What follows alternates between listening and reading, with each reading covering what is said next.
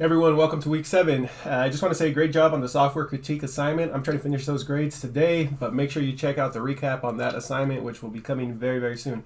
Now, this week there's a couple of things going on. One of them is that you want to make sure that you have at least one of your themes done and have the outline of your research project all set up. At this point, it's optional, but send the work over to me if you want me to look over anything, or set up a Zoom or a phone call where we can just kind of make sure that you're on track. So if you're going to be working on something for like 3-4 hours and you're really wondering if you're on the right track, just reach out and we can make sure that everything's good and probably save you some time as well.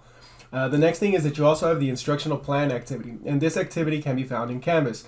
I know it kind of almost seems that it's just wedged into the course, but the reality is that even though it's rather brief, it's going to be one of the most important components of the quarter, because everything that you do in the software critique is to analyze software programs, their purpose, but the other half of that dynamic is the pedagogy and how you can potentially use these types of technologies in the classroom.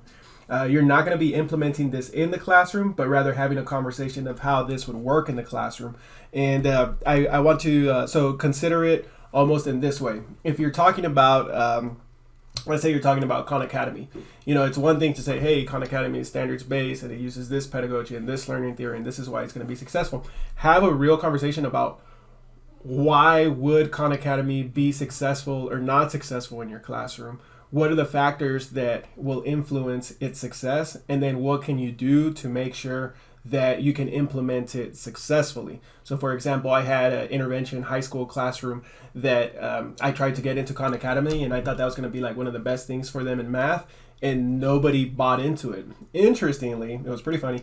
I started making some videos in Spanish for one of the students, but then the rest of the class would mock me and they would say, hey, Gonzalez, that's not how you say that in Spanish. And I remember at first I was kind of offended, and then I realized, oh my God, they're assessing me. And that was something that wasn't happening before. And all of a sudden now we were creating our own little Khan Academy videos in English and Spanish and Arabic.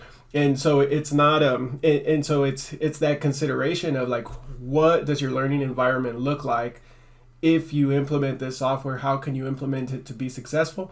And then and keeping that in mind in the future as we're coaching people, because obviously not one size does not fit all. So thanks for watching, and I hope you have a great week.